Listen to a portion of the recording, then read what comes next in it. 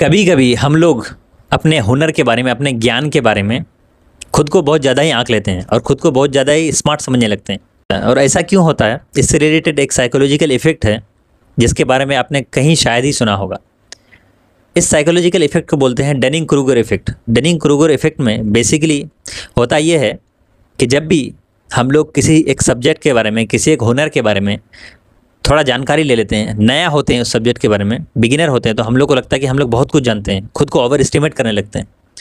But जब हम लोग उस सब्जेक्ट में, उस हुनर में, स्किल में गहराई में उतरने लगते हैं, तब हम लोग को अपनी कमजोरियों का एहसास होता है। तब हम लोग को पता चलता है कि हम लोग इतना भी कुछ नहीं जानते हैं, अभी बहुत जानना बाकी।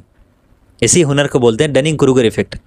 फॉर एग्जाम्पल, स्कूल में जब हम लोग कुछ नया कंसेप्ट सीखते थे किसी एक सब्जेक्ट के बारे में, तो हमें लगता था कि हम लोग बहुत कुछ जानते हैं। बट जब उसी सब्जेक्ट के बारे में कॉलेज में जाके पढ़ते हैं, तब हम लोग का एहसास होता है कि उस टाइम हम लोगों ने जो भी पढ़ा वो तो कुछ भी नहीं था। अभी यहाँ तो सागर तो यहाँ है, मेन चीज़ तो यहाँ है। इसको बोलते हैं डनिंग क्रूगर इफेक्ट।